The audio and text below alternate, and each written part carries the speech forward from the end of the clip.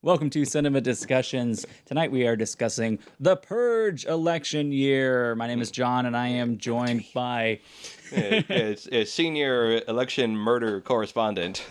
That seems like a terrible thing to be a senior correspondent on. Yes. Vaughan here, who is our senior election murder correspondent. This is the third Purge movie in the series, and before... Is it the third in 3 years? I think so. I forget when the first one came out. Yeah. I think that, let's see, the Purge was 2013. So it's then 2014. So they skipped 2015, although okay. Depending on they what almost time had it. Yeah. So let's, before we get into the spoilers onto the film and the in-depth discussion, I'll give you our recommendation for the film. So how would you recommend this to our audience? If for some reason you enjoyed the first two, then there's no real reason not to enjoy this one. Yeah, I'd agree with that. If for some weird reason you're seeing this one first, then it will be kind of an odd movie. Yeah, there are things it talks about that are part of the backstory that you sort of have to figure out from the first two movies. Yes. So there's that. I think the film, while you can understand everything on your own, getting into this film. If you go into pretending this is like a one-off kind of slasher political movie, then you'll be fine. I think you'll understand it, but I don't really know if you'll like it that much if you're just going into just this one. Yeah. I think the only real thing to like this movie is to enjoy the other two. Something I'll say about these movies, if you haven't seen them before, I really love the concept behind the films and the kind of the places they go in the film, but not necessarily the execution. And I think that's standard for all of the Purge movies. So if you're interested in seeing the ideas and seeing where they take the ideas, so it's not just the basic concept, but like where they go with the film. Then I think these films are interesting to watch, but they are not perfect. No. So yeah, don't go in looking for like the best. Don't go expecting to get your mind blown. Yeah. So now let's dive into the film. Spoiler alert on the Purge election year. We're going to tell you who dies, and a lot of people die. Which is a lot of people. Yeah. So for the benefit of any viewers who may not have seen the first two or may not remember them, in the first Purge movie, we have our hero, Ethan Hawke. Yes. Who... this might be a little bit out of his normal film type. Yeah, I mean, he does a lot of small things here and there. So he's like the big name actor who will do your low budget film, and he did some other horror film around the same time, like Sinister. Oh, you mean or Sinister? Sinister. He did that. I don't think that was Ethan Hawke. That was the other guy who looks like him. The other guy who looks like him. Yeah, because I made the same mistake when I first saw that movie. Like, oh, it's Ethan Hawke. Like, no, it's the other guy. Okay. Yeah, you can look it up if you want to. Well, I'll do it while you're discussing this one. So kind of the gist of this, the first Purge, it happens in the 5th year after the start of the Purge in the near future. In the, the little text, the text at the bottom of the screen when it starts off, so this is the year 2022. It was Ethan Hawke in Sinister. In the first one, at least, yeah. What's the name of the guy who looks like him? I don't know. Hawke, Ethan. Ethan Hawke totally looks like whoever. All right, it'll come up. All right, keep going. He is this this very well-to-do father of two, and they live in a very upper-class neighborhood, gated community. He works for an insurance company? He works for a home security company. Yeah, home security company. And so they invented this window and door barricade system to keep people out during Purge night. Purge night happens on, if I remember correctly, March 21st. I don't know if that date has any particular significance, but it happens that night. Isn't that the spring equinox or something? Or is that... I don't think so. That's later. No. Nothing. It goes from 7 p.m. to 7 a.m. They don't specify if that's based on your local time zone. Or if they've abolished time zones. Or they abolished time zones, and so now the new founding fathers. Okay, not that important really, but just a thought. So this is 2022. This is the 5th purge that's about to happen in the first movie. Yes. And so subtract 5, and you've had since 2017. What led up to the purge is a series of catastrophes in the American economy. They said in the second movie that there was like a quadruple dip recession, followed by another depression, followed by skyrocketing crime rates. Like things are really going bad. Yeah. And in steps in the political party that called themselves the New Founding Fathers of America. Yep. The NFFA. They are only loosely referenced to and spoken of in the first 2 movies. Like, so you don't really know at all who they are. Yeah. Or other than they came to power, they rewrote the American legal system, and so now you have this night. And for the first several years of it, Purge 1 is in 2022, Purge 2 is in 2023. And so they're real close to each other. They both take place in the greater Los Angeles area. So the results have been: crime has gone down, unemployment is below 5% all the time. Things are generally looking better. And it was in the second movie that it really piqued my interest. In the second movie is when they kind of tell you like what's really going on in the rest of the country. Yeah. So now you kind of see that there's this weird socio-economic and political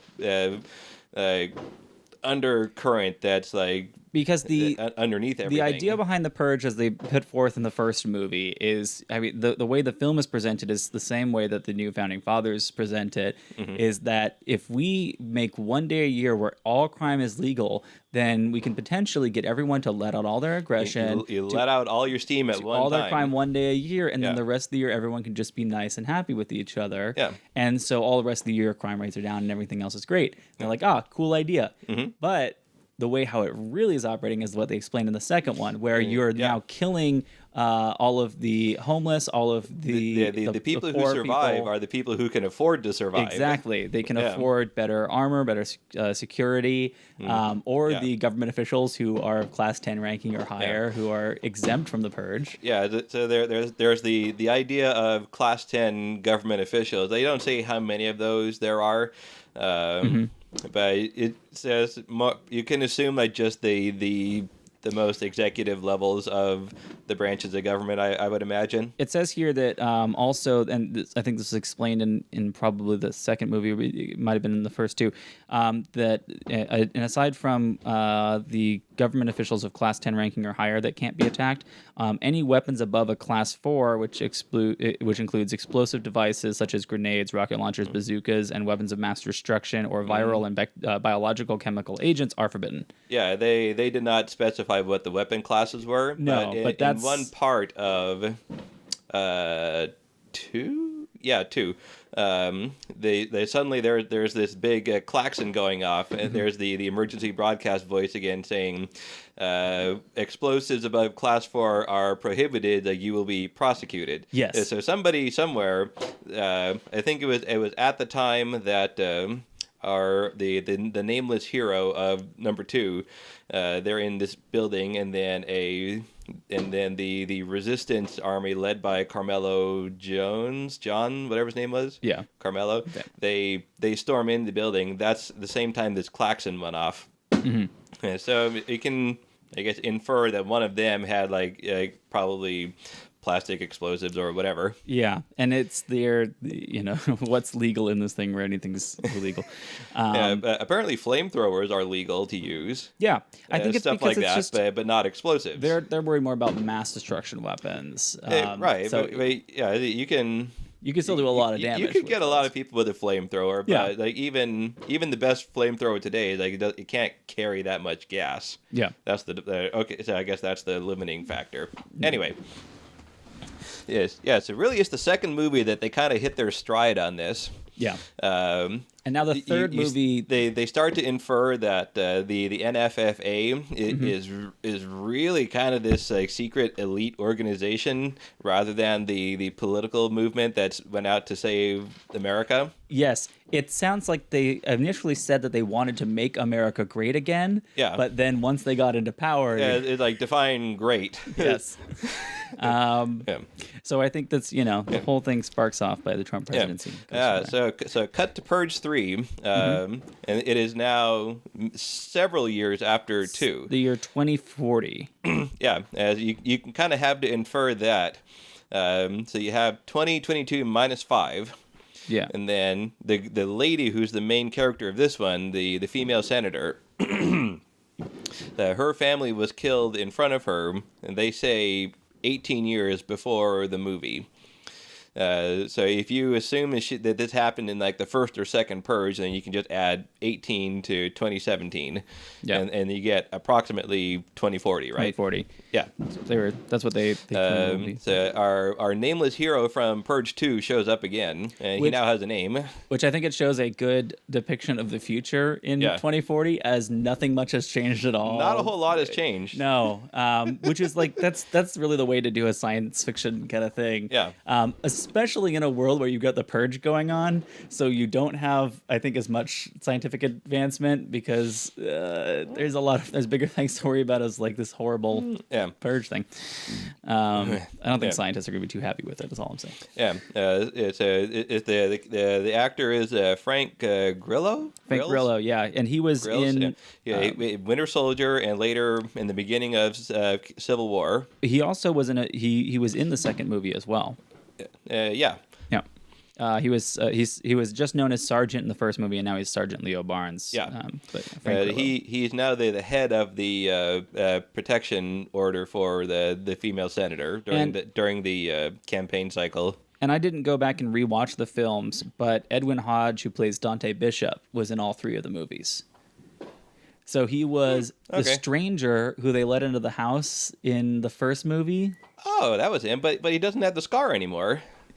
Or is he playing different people? I must be playing different people. He was I think it was that stranger. It might have been a different. There was because the black man in the first movie had this scar going down the side of his face. I'm gonna have to see if it was a different person in the first one, but he's at least in all 3 of them, and at least now because he didn't have a character name in the first one. He was just known as Stranger. Okay. But then in the second one, they gave him the name of Dante Bishop, and then played the same in the third. And then there are other people who show up in the first 2, but not much. They're just random purgers. And then the voiceover announcement's the same.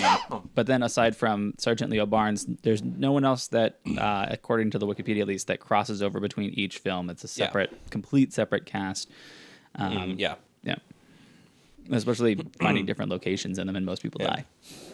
Yeah, so it's nice that one person at least carries through to each of them, so that they're it gives a little more weight to the series. Yeah, somebody can survive 18, 20 years of this. It's very difficult. Yeah. So the gist of this one, we have our female senator. Who's going up against a minister? What's his name? Who's for the NFFA, part of the establishment. Yeah. Because her family died, she made it her entire political agenda to abolish the Purge. And she was the little girl in that first family, right? Yeah. Because they had so many people that were so. The mother looked so similar to her that when they said, choose who's going to survive, and it's made me think that it was the mother that was still alive, but the ages didn't work out for that. So well, it would be that would have been much more selfish if the mother picked herself. But part of it to me was like giving her this big character flaw. If that was the case. If she was this politician, like no one else knew what went on in that room. That would be a little bit darker, she would be like, as her saying, like the one who survived. So for the first couple minutes, as I was thinking that, in my mind, that was her character flaw of like, oh man, she let her family die and she's going as the survivor. But no, in actuality, she was the daughter and her mother saved her. And poor mom had to make Sophie's choice. Yeah, so she doesn't have that character flaw that I was... It would have been fun though. Like I like that character flaw. So in this one, you get to see a lot more of the inner machinations of the NFFA. Yes. You actually kind of see who's in the elite round table at the beginning. Yeah, you see all of them in there, a bunch of old white guys. Yeah, a bunch of old guys and a few old women. Yeah. But all white people. You see a lot more of symbolism and imagery that is very reminiscent of the World War II Nazis. There's the kind of, I think that's like the main symbol for the NFFA. Like, you don't really get a full shot of it, but later when they're in the old church, on the back there's like the hanging banner, and it has the NFFA and their symbol on it, very reminiscent of the old eagle floating over the swastika. Yes. Now they just have the simple cross, more of a plus sign than a cross, but it's a cross. Speaking of there's like, it's like sort of wing-ish shaped over that.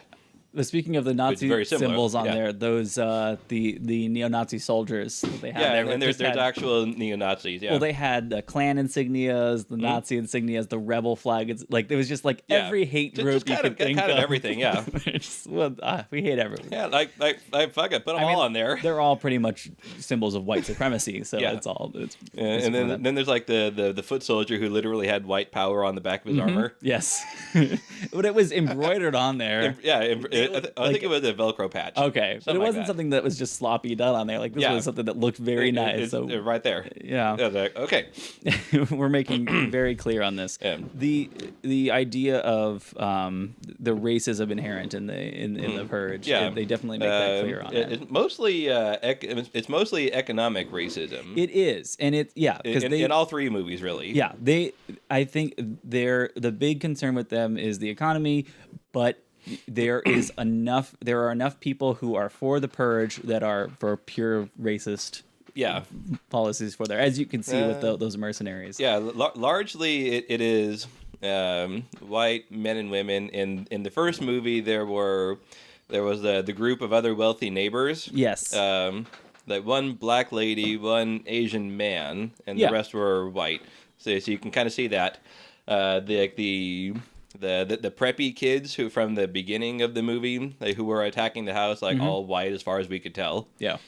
And they even had second movie in this third one. You've got the black girl who's terrorizing the store in the first one. In this one, yeah, the two of them, yeah. And just wants her candy. It's very creepily, sexily, it's like horrible. Big thing I noticed in there, the candy bar that she steals is an Apollo candy bar, which is from originally from Lost, and shows up in other those types of movies. It was in Once Upon a Time, the TV show.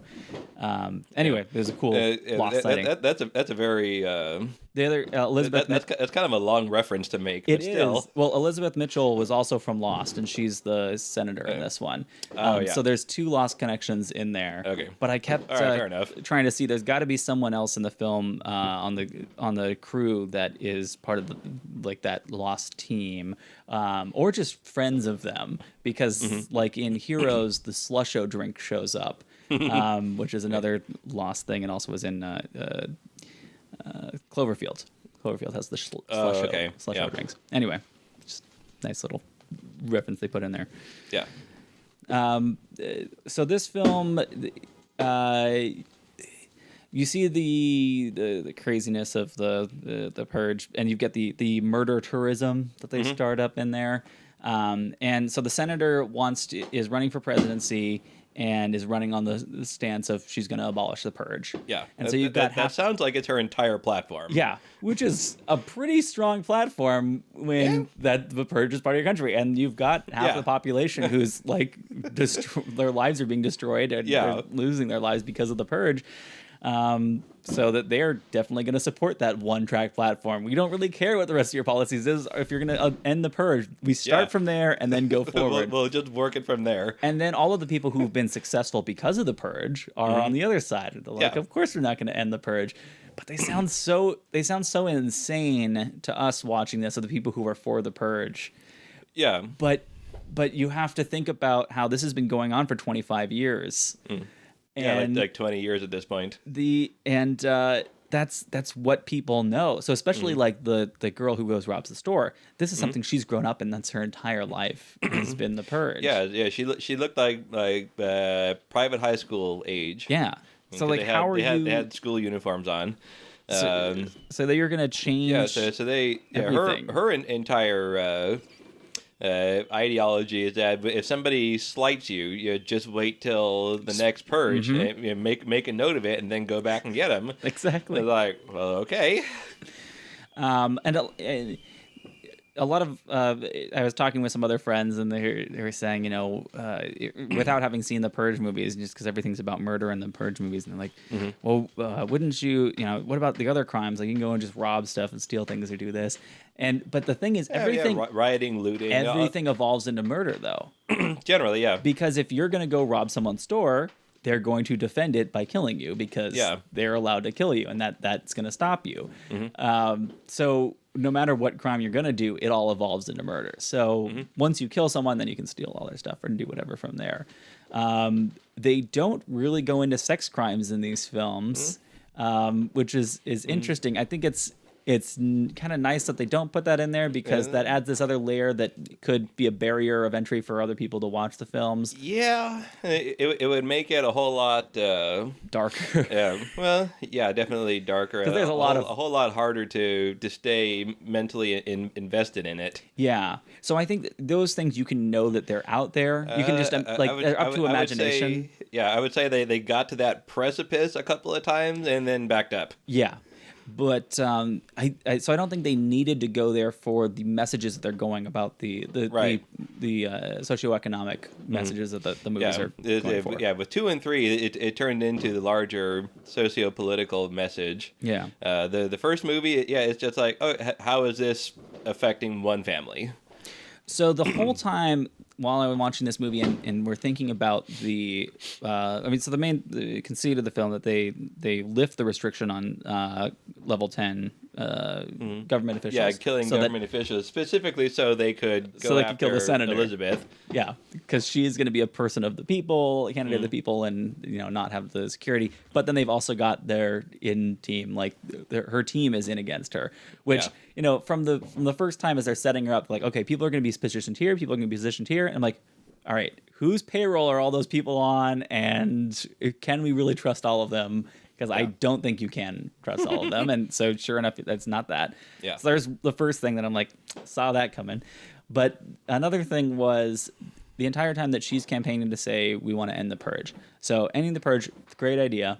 However, all the people who are for the Purge, once the Purge becomes illegal, or when she gets in office and says there's going to be no more Purge, you've got almost half the population who was opposing her and who was for the Purge, because it was a tight race, as they were saying beforehand.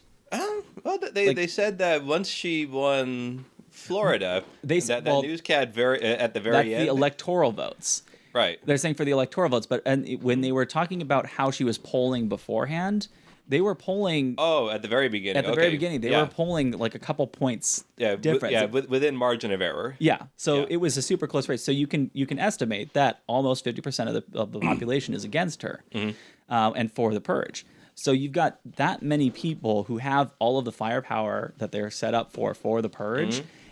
And they can just start rioting, and they'll just start their own war. And now you're not even. It's that starting their own war, not even on a Purge day.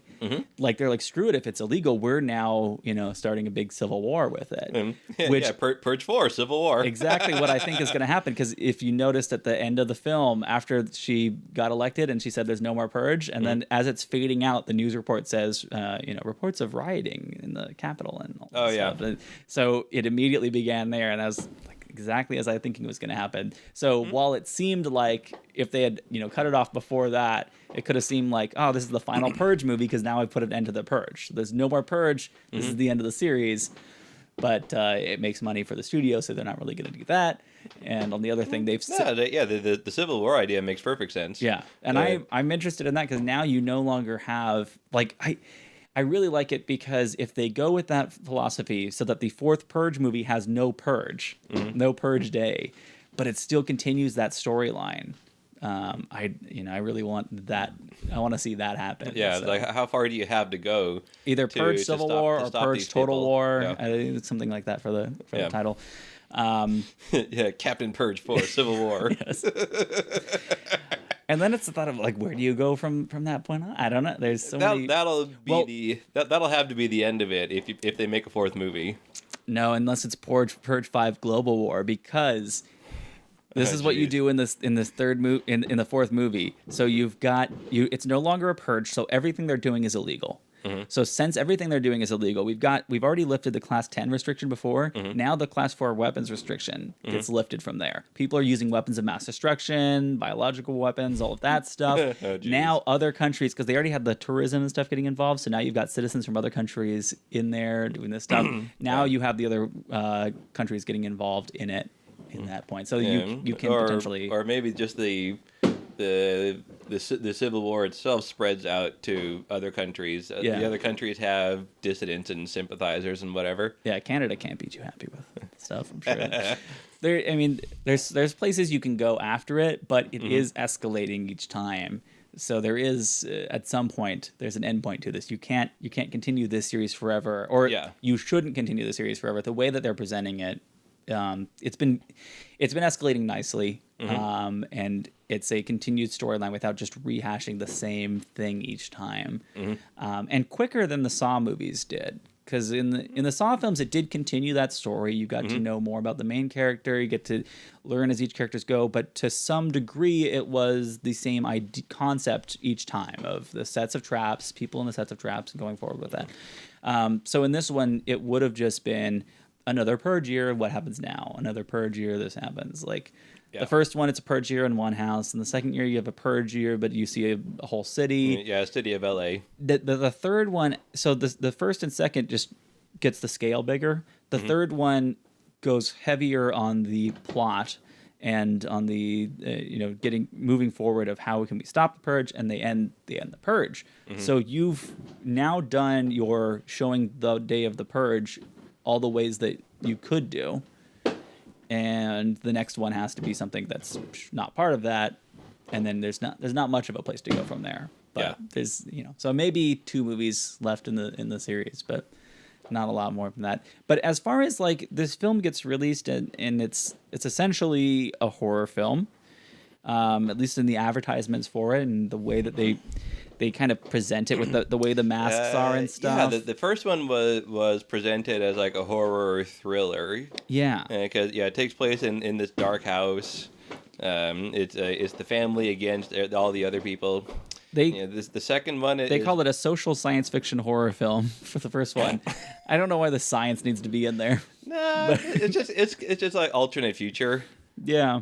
Social fiction horror film, I think. Okay. I guess because it's future, you call it sci-fi. It has to be sci-fi, but it's not. Okay, it's not whatever. Really. Then the second one, it's still, it turns more into like action thriller in Anarchy.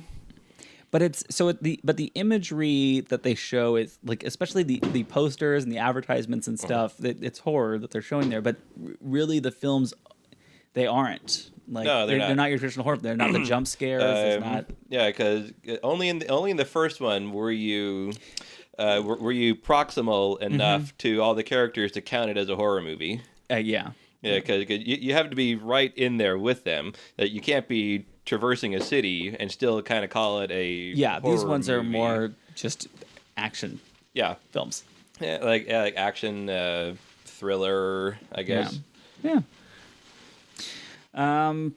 So, any least favorite parts of the film that stood out to you? Least favorite. Or if there were favorite kills in there as well. I did like that they went the most logical route. They had the girl in the triage truck just run them over. Yep. It was like, cool. Exactly what anyone else would have done. Yeah. Instead of getting into a shootout with them and their bedazzled AK-47s. and you get a lot of people with the internal conflicts of how much can I allow of this. Like the shopkeeper, not necessarily. He really wants to defend his shop, but isn't really willing to kill for it. But the other people around him are doing that. I like the line of his friend is like, "How can you just like every day in war as Mexico is like the Purge." They gave a lot of all the off-color one-liners to Dixon, the shop owner. Yes. Saying The theater I was in was definitely laughing at all of his lines really well. Yeah. There's some line about chicken and in the beginning. There was the other older black man who said like I'm not even paying attention. Oh well, that one. Yeah. I'm just thinking about waffles and pussy. Yeah, there's that one. There was like, okay, that's out of nowhere, but it's kind of funny. There was some line that the shop owner says was something about like it's like defending we're trying to defend ourselves in a bucket of fried chicken, but something like that. Specifically, but a bucket of chicken from black people, or I think he says a line that if any of the white characters would have said it would be very racist. Yes, but then he said it. But the only problem is because I'm thinking about the white writers behind it. Yeah. So it's that kind of thing. The same with when Tarantino writes the N-word so many times in his script. Mm-hmm. You're like, okay, Samuel Jackson sang it, so we're all fine. But then you're thinking about the white guy writing the thing. You're like, it still seems a little tough there. Or maybe they had a punch-up writer who was black. They just keep one on staff to write those jokes just to make sure. And like, there's the one extra guy in there or something. An interesting thing with the series, there are not a lot of these.